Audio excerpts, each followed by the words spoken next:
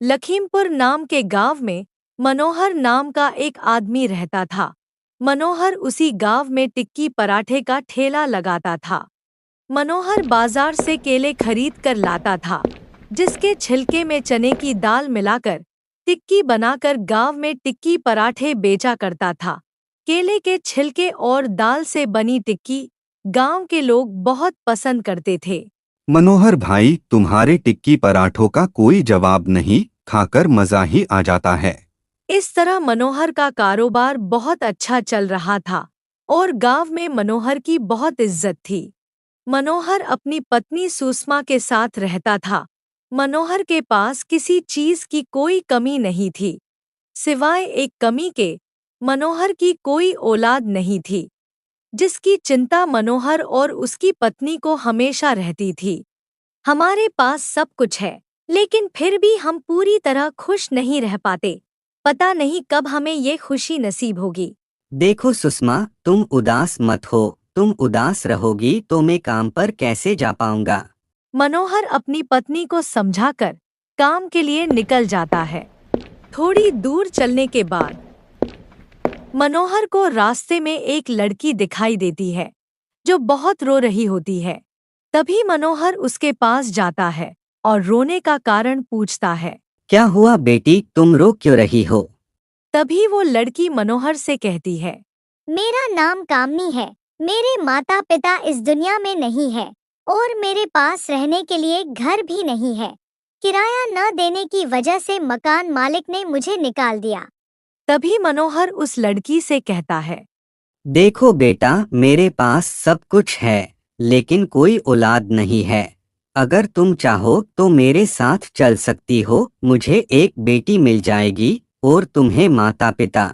ऐसा सुनकर कामनी बहुत खुश हो जाती है और मनोहर से कहती है, चलो पिताजी, मुझे कोई परेशानी नहीं है। कामनी के मुंह से अपने आप को पिता सुनकर मनोहर को बहुत अच्छा लगता है। मनोहर कामनी को लेकर घर आ जाता है। तभी कामनी को देखकर मनोहर की पत्नी उससे कहती है, आज आप इतनी जल्दी घर आ गए, और ये लड़की कौन है, कितनी प्यारी बच्ची है। मनोहर सुषमा को सारी बात बताता है। अच्छा, तो आज से ये हमारी बच्ची है। हाँ, ये हमारी बच्ची है और यही रहेगी। ऐसा सुनकर सुषमा खुशी से फूले नहीं समा रही थी, जैसे आज उसे दुनिया का सबसे अच्छा तोहफा मिल गया हो। उस दिन से सुषमा और मनोहर कामनी को अपनी बेटी की तरह पालते हैं और कामनी को किसी चीज की कोई कमी नहीं होने देते। अगले दिन मनोहर खुशी खुशी टिक्की पराठे बेचने के लिए निकल जाता है। वहाँ सभी गांव वाले मनोहर से कहते हैं, अरे भाई मनोहर, कल तुमने दुकान क्यों नहीं खोली? हम तुम्हारे टिक्की पराठे खाने के लिए कल से बेताब है। अब जल्दी से टिक्की पराठे लगाओगे या खुशबू से ही पेट भराने का इरादा है? अभी लगाता हूँ चाचा, बस 4 मिनट रुको। अरे हम तो पूरा दिन रुक जाएंगे, बस केले के छिलके से बनी टिक्की और पराठे खिलाते रहना। इस तरह गांव के लोग मनोहर से टिक्की पराठे खाते खाते हंसी मजाक भी कर लिया करते थे।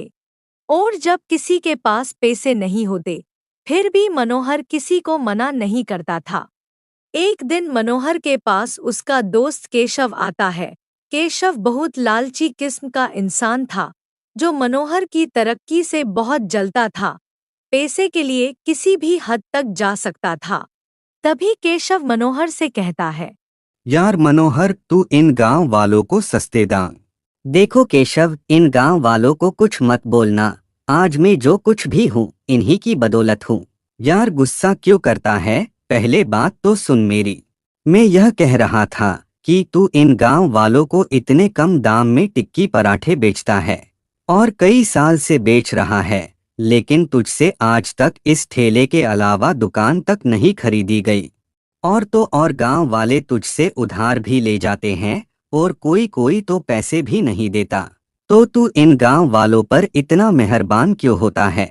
अपने टिक्की पराठों में लागत कम कर और सस्ते केले लाकर उनके छिलके से टिक्की बनाकर गांव में बेच। वैसे मैं तो तेरी भलाई के लिए कह रहा हूँ, बाकी तेरी मर्जी। मनोहर कुछ देर तक केशव की बात को दिमाग से सोचता है और बोलता है। कह तो तू ठीक रहा है यार केशव, लेकिन गांव वाले मुझ पर बहुत भरोसा करते हैं। मैं ऐसा कैसे कर सकता हूँ? नहीं नहीं, मैं ऐसा बिल्कुल नहीं करूँगा। यही तो, तुझ पर गांव वाले आंख मीच कर भरोसा करते हैं, और तू थोड़ी बहुत टिक्की पराठों में मिलावट करेगा तो तुझ पर कोई शक नहीं करेगा, और तुझे ज्यादा मुनाफा होगा, और तू गांव का अमीर आदमी बन सकता है। सोच यार। मनोहर को केशव की बात सुनकर लालच आ जाता है और मनोहर को केशव की बात अच्छी लगती है।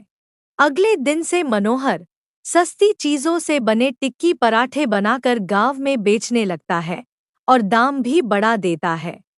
पहले दिन किसी को कुछ भी पता नहीं चलता, सभी गांव वाले खुशी खुशी टिक्की पराठे खाकर चले जाते हैं। आज तो किसी को कुछ भी पता नहीं चला। कल से और सस्ते केले लाकर उनकी टिक्की बनाकर बेचूंगा। वैसे भी इन बेवकूफ गांव वालों को कुछ पता नहीं चलेगा। मनोहर का लालच दिन पे दिन बढ़ता जा रहा था। अगले दिन मनोहर सड़े गले केले लाकर उनकी टिक्की बनाकर गांव में टिक्की पराठे बेचने लगता है। तभी एक ग्राहक मनोहर के ठेले पर आता है। अरे मनोहर भाई, टिक्की पराठे लगा दो और मैं आपके पैसे कल दे दूंगा। ऐसा सुनकर मनोहर गुस्से में बोलता है। आज से उधार बंद हो गया है। जब पैसे हो तभी टिक्की पराठे खाने आना, वरना बिल्कुल मत आना। पता नहीं कहाँ कहाँ से आ जाते हैं। लेकिन मनोहर भाई। लेकिन वेकिन कुछ नहीं, जब पैसे हो तभी आना। मनोहर उस आदमी को बुरा भला कहकर वहां से भगा देता है। मनोहर किसी से सीधे मुंह बात नहीं करता था और किसी को उधार भी नहीं देता था। तभी एक दिन मनोहर के ठेले पर एक आदमी आता है और मनोहर से कहता है। मनोहर भाई, टिक्की पराठे लगा दो, बहुत भूख लगी है। अभी लगाता हूँ, बस 2 मिनट। वो आदमी टिक्की खाकर बोलता है। थू थू, ये कैसी टिक्की बनाई है? ये तो पूरी तरह खराब हो चुकी है, और पराठे में तेल तो बिल्कुल भी नहीं है। अरे नहीं नहीं, लगता है ज्यादा दाम के चक्कर में तुम ऐसा कर रहे हो। अरे जाओ जाओ, जहाँ सस्ता टिक्की पराठा मिले वहां से खा लेना। यहाँ तुम भिखारियों की कोई जगह नहीं है। इस तरह लालच के साथ साथ मनोहर में घमंड भी बहुत आ गया था। फिर धीरे धीरे मनोहर के ठेले पर ग्राहक आना कम हो जाते हैं। तभी एक दिन मनोहर के ठेले पर एक भी ग्राहक नहीं आता, जिसके कारण उसका सारा सामान बच जाता है। मनोहर बचे हुए टिक्की पराठे लेकर घर आ जाता है और अपने घर में लाकर रख देता है। तभी रात को जब मनोहर और उसकी पत्नी सो रहे होते हैं, तो कामनी को भूख लगती है। घर में खाने के लिए कुछ भी नहीं होता। तभी कामनी की नज़र टिक्की पराठों पर पड़ती है। कामनी बिना सोचे समझे टिक्की पराठे खाकर सो जाती है। अगली सुबह सुषमा कामनी को उठाने आती है। कामनी, बेटा उठ जाओ, कितना सोएगी? बहुत देर हो जाती है लेकिन कामनी नहीं उठती। ये सब देखकर सुषमा और मनोहर बहुत घबरा जाते हैं। मनोहर और सुषमा कामनी को लेकर एक अस्पताल में जाते हैं। डॉक्टर मनोहर को सारी बात बताते हैं। ये सब मेरे लालच की वजह से हुआ है। अगर मैं गांव के लोगों को अच्छी किस्म के टिक्की पराठे खिलाता तो शायद मेरे टिक्की पराठे नहीं बचते, और मेरी बेटी बचे हुए टिक्की पराठे नहीं खाती और यहाँ नहीं होती।